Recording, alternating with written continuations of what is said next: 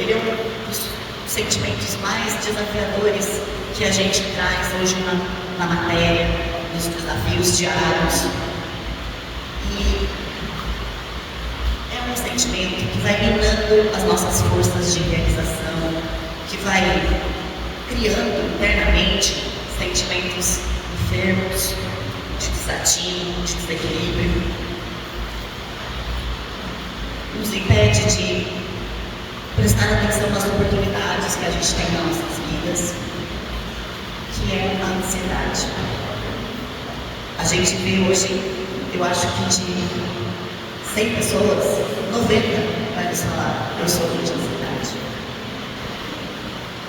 E para refletir sobre esse assunto, e aqui quero frisar que é do ponto de vista espiritual, né? Não médico, não terapêutico, eu vou pedir para a gente se debruçar um pouquinho sobre a parábola do semeador. E para vocês terem uma ideia, isso que a gente faz todas as semanas aqui é colocar em prática a própria palavra, a parábola do semeador. A gente vem aqui, a gente ouve a palavra de Deus e os semeadores, tanto nós, trabalhadores da casa, como os nossos amigos benfeitores, estão aqui trabalhando ininterruptamente para colocar sementes de bondade, de ideias elevadas dentro dos nossos corações, das nossas mentes. E a grande mensagem dessa parábola é a gente pensar como estamos recebendo essas mensagens do alto, como elas estão chegando nas nossas vidas, nos nossos corações, e se a gente está colocando elas em prática nas nossas vidas. A parábola do semeador, ela fala de 4 possíveis solos que encontram nos seres. O primeiro solo é desde aquela mais refratária, que é o solo permeável, em que aquela semente de Deus encontra nenhuma brecha para adentrar no nosso coração.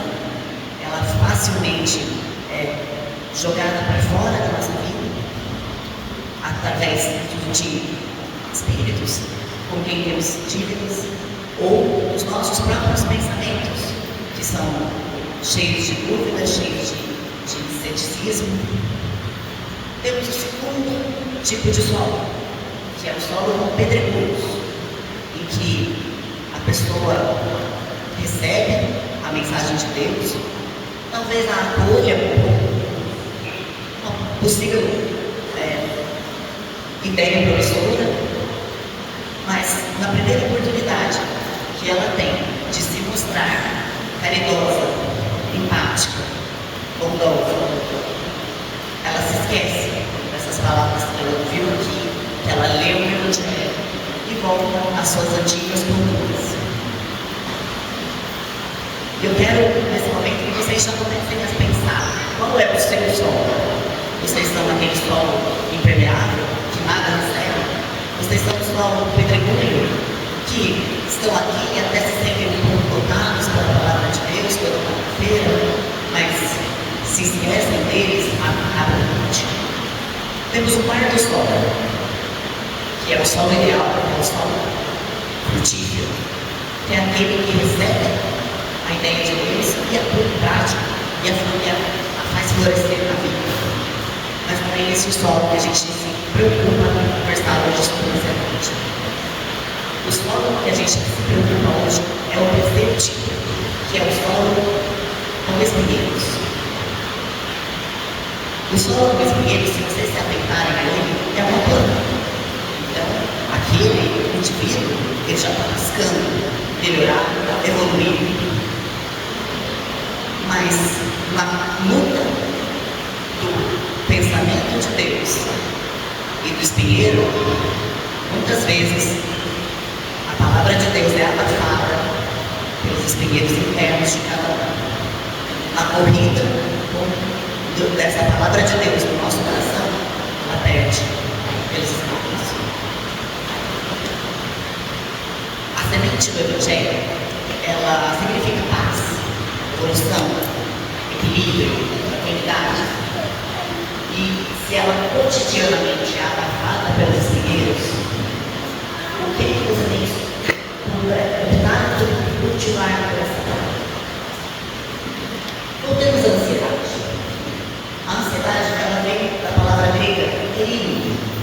que por sua vez ela deriva do verbo merisco, dividir, mente.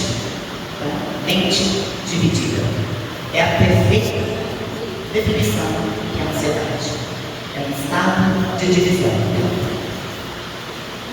É você se dividir constantemente sobre o que a vida te oferece agora, sobre a experiência que você precisa viver, até ela tirar os frutos, até ela tirar os lançamentos, e aquilo que a vida vai te convidar a viver amanhã.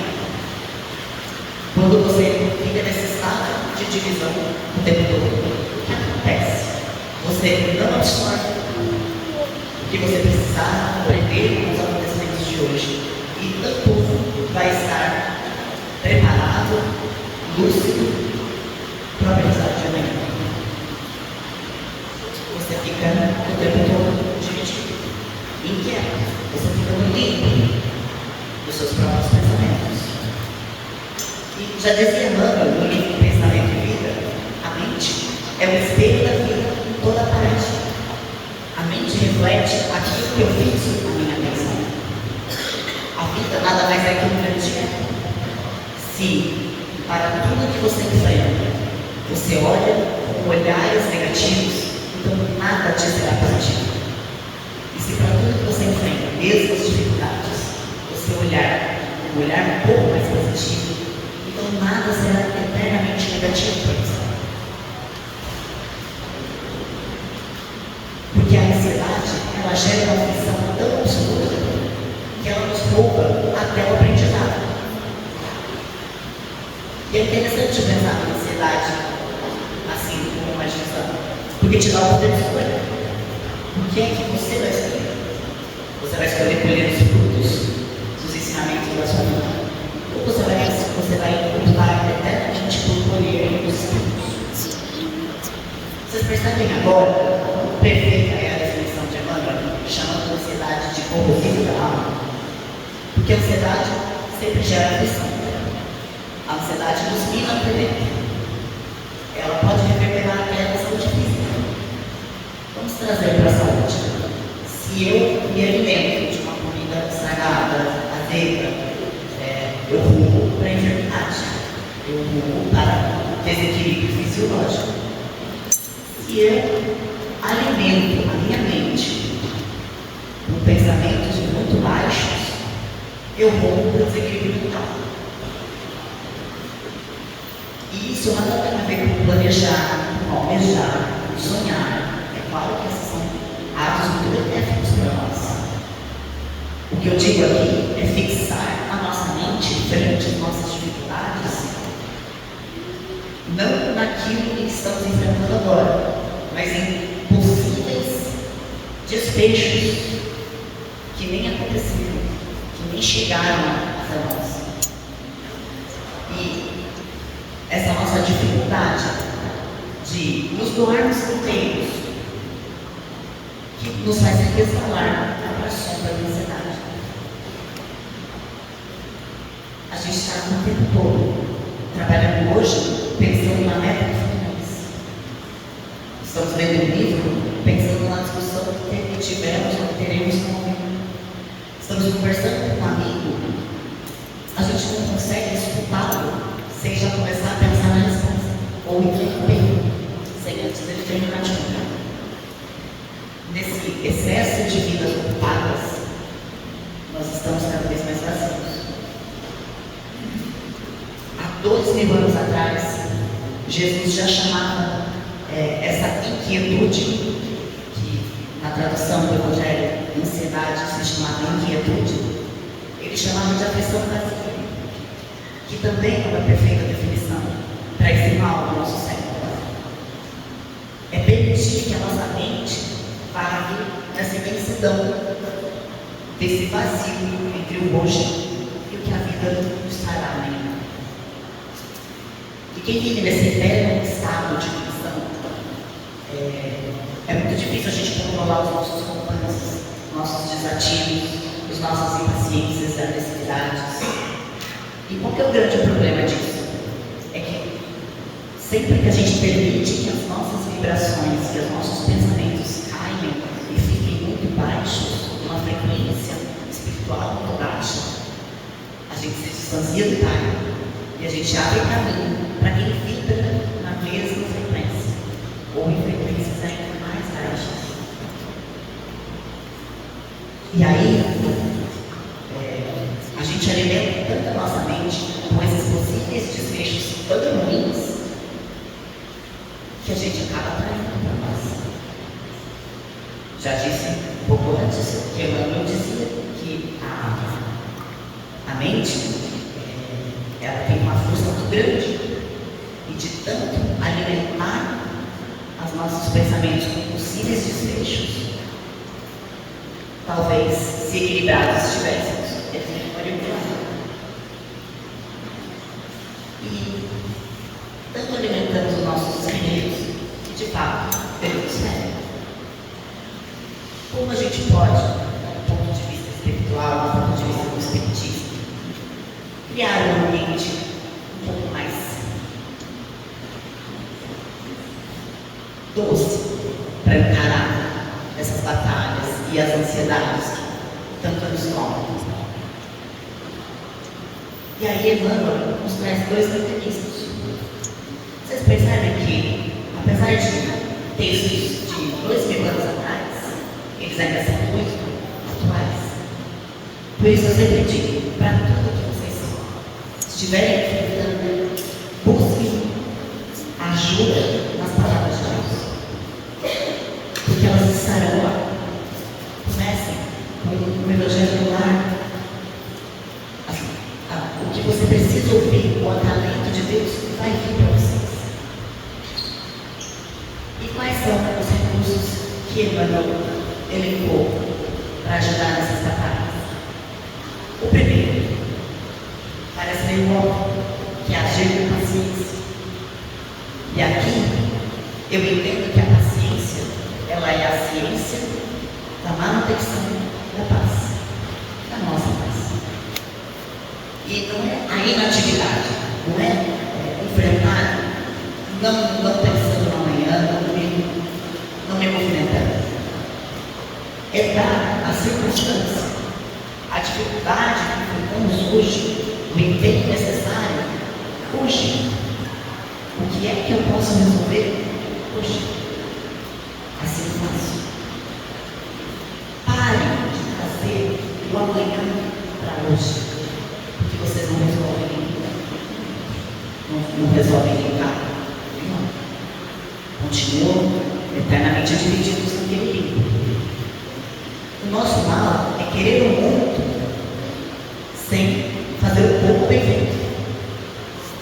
Então, nós sonhamos em passar no concurso público, sem conseguir dar atenção plena a duas palavras.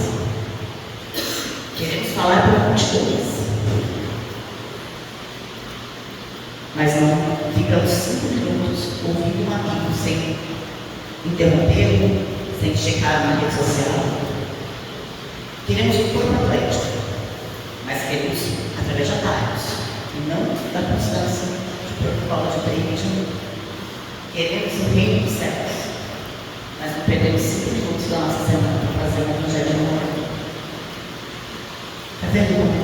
O querer demais, sem fazer o pouco, nos afasta dos nossos objetivos em todos os lugares. O bom trabalho, ele gera a nobre paciência. E a nobre paciência, ela sustenta o bom trabalho. Tem uma expressão hoje do mundo corporativo que ela está muito fora, né? Que é a mindfulness, que seria mente plena. E é engraçado falar de mente plena na geração mais ansiosa da história, onde a nossa mente vive no limite do tempo. E aqui eu me recordo da fala de um espírito amigo, assim nasceu o Evangelho do Espiritismo, capítulo 9, o espírito amigo. Mas hoje sabemos que foi Joana de Anjos, em que ela diz, tem que determinar o momento da mensagem: a vida é difícil, eu sei. Compõe-se a vida de 1000 nadas, que são pequenas agulhadas que acabam com você. E ela tem razão. A vida diária são milhares ajoelhadas, nos preocupando. É a saúde de um filho, os pais, problemas financeiros. Mas a Bíblia vai dizer, se nos atentarmos para o dever social, vamos aos poucos, aprendendo o que realmente merece a nossa atenção e o que não. Percebemos que as bênçãos são mais numerosas que as dores. E o fardo parecerá muito mais leve quando nos curvarmos com a fronte para o alto e não para a terra. O segundo recurso importante vem do apóstolo Pedro, que é lançar as nossas ansiedades sobre o Pai, porque Ele tem cuidado de nós.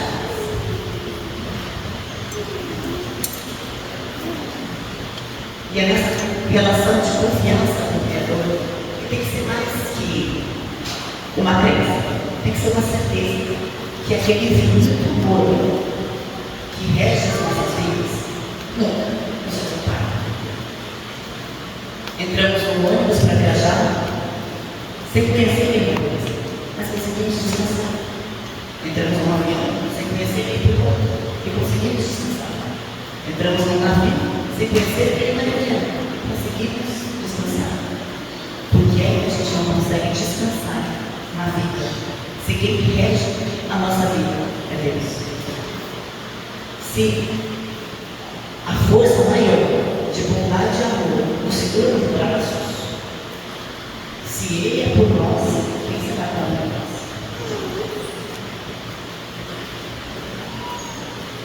E saibam que haja o que houver, a batalha que vem, Ele nos sustentará. Ao invés de se preocupar com a pergunta, por que é que isso está acontecendo comigo? Comecem a olhar para as dificuldades como, o que é que tem que aprender com isso? Porque Deus, Ele sabe de onde viemos, Ele sabe para onde vamos. Então, quando eu digo que Ele nos sustentará, eu não quero dizer que Ele tirará aqueles acontecimentos de nós. Porque muitos deles a gente precisa. E muitos deles nós pedimos. As alegrias, as dificuldades, os sofrimentos nós pedimos ao reencarnar. E Ele não afastará esses acontecimentos. Mas a gente tem que ter aquela confiança, aquela crença de que é o melhor para nós. Porque Ele sabe mais que eu. Ele não vê esse acontecimento como um imediatismo que nós vemos. A gente enxerga aqui. Ele enxerga lá.